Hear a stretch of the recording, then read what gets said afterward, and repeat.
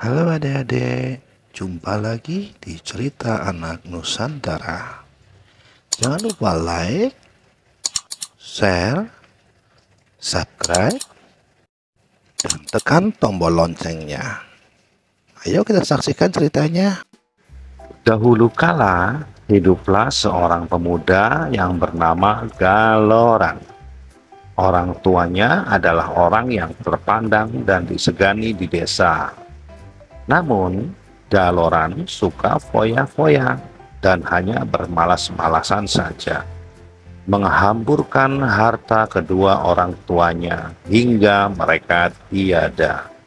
Maka habislah harta bendanya.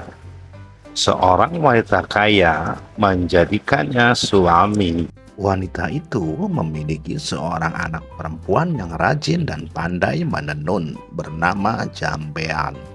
Jambean yang rajin bekerja itu sering menasihati ayah tirinya agar tidak bermalas-malasan saja.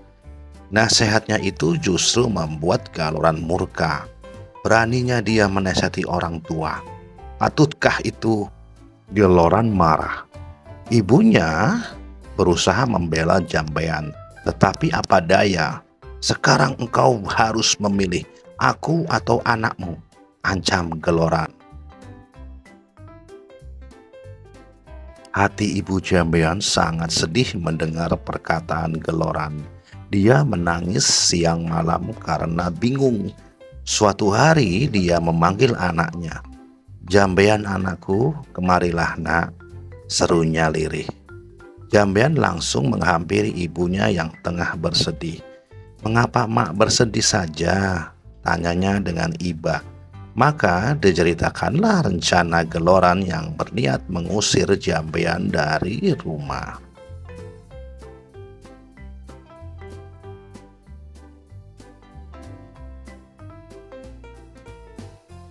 Dengan sedih, Jambean pun berkata, "Sudahlah mak, jangan bersedih.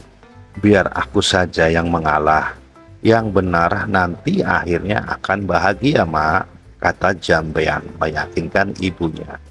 "Aku akan pergi melewati jalan ke bendungan." Dengan sesak tangis sang ibu mengangguk. Di malam yang gelap dan hujan lebat, Jambean pergi meninggalkan rumahnya. Tak beberapa lama kemudian, ibu Jambean yang tak kuasa menahan kesedihan berusaha mencarinya, tapi tak bisa menemukannya. Ibu Jambean tak bisa menemukan anaknya, karena secara ajaib Jambean telah berubah menjadi seekor siput, atau dalam bahasa Jawa disebut keong. Sementara itu, di desa Dadapan, hiduplah dua bersaudara bernama Nyai Sambega dan Nyai Sembadil.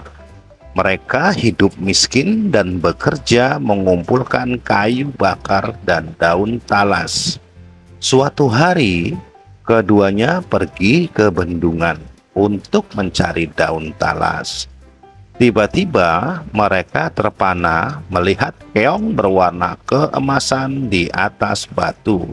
"Alangkah indahnya keong ini," seru Nyai Sambega.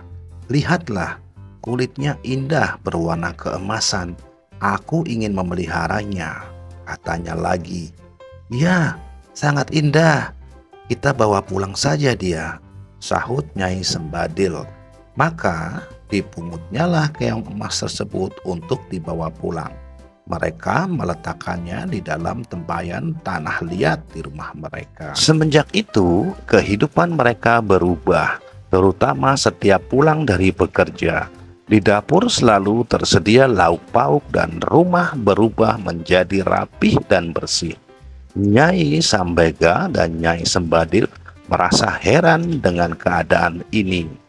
Mereka berencana untuk mencari tahu siapakah orang yang membersihkan rumah mereka.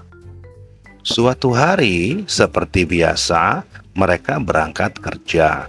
Tetapi sebenarnya mereka hanya berpura-pura pergi. Setelah agak jauh dari rumah, mereka kembali menyelinap ke belakang rumah menuju dapur.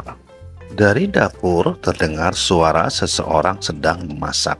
Kedua nyai itu sangat terkejut saat melihat seorang gadis cantik jelita keluar dari tempayan tanah liat tempat keong emas peliharaan mereka. Tentu dia adalah jelmaan dari keong emas itu, bisik Nyai Sambega. Ayo kita tangkap sebelum dia berubah lagi menjadi keong, bisik Nyai Sembagil. Dengan mengendap-endap, mereka masuk ke dapur. Lalu ditangkaplah gadis yang sedang memasak itu. Keong emas yang menjelma sebagai jambean awalnya takut, tetapi akhirnya bisa tenang. Siapa gerangan kamu, nak? Desak Nyai Sambega penasaran. Apakah kamu bidadari? Tanyanya lagi. Bukan, saya manusia biasa.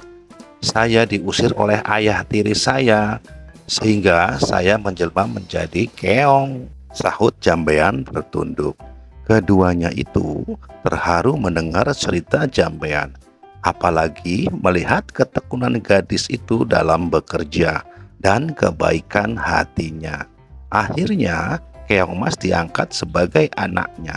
Sejak itu keong emas membantu kedua nyai itu dengan menenun. Tenunannya sangat indah dan bagus, sehingga terkenal sampai ke seluruh negeri. Karena hasil tenunannya itu juga, kedua nyai tersebut menjadi bertambah makmur. Tenunan jambean yang indah itu terkenal sampai ke ibu kota kerajaan. Sang raja muda sangat tertarik dengan tenunan buatan jambean, hingga raja memutuskan untuk melihat sendiri proses pembuatannya dan pergi meninggalkan kerajaannya dengan menyamar sebagai saudagar kain. Akhirnya tahulah raja perihal keong emas itu. Raja tak hanya terpikat dengan keindahan tenunannya saja, tetapi juga terpesona dengan kecantikan jambean. Raja memerintahkan kedua nyai untuk membawa jambean ke istana dan hendak meminangnya menjadi permaisuri. Betapa senang hati keduanya itu. Karena ketekunan dan ketabahannya itu, jambean dan kedua nyai itu kini hidup bahagia di istana raja. Demikianlah cerita dari keong emas. Kita nantikan cerita berikutnya. Bye-bye.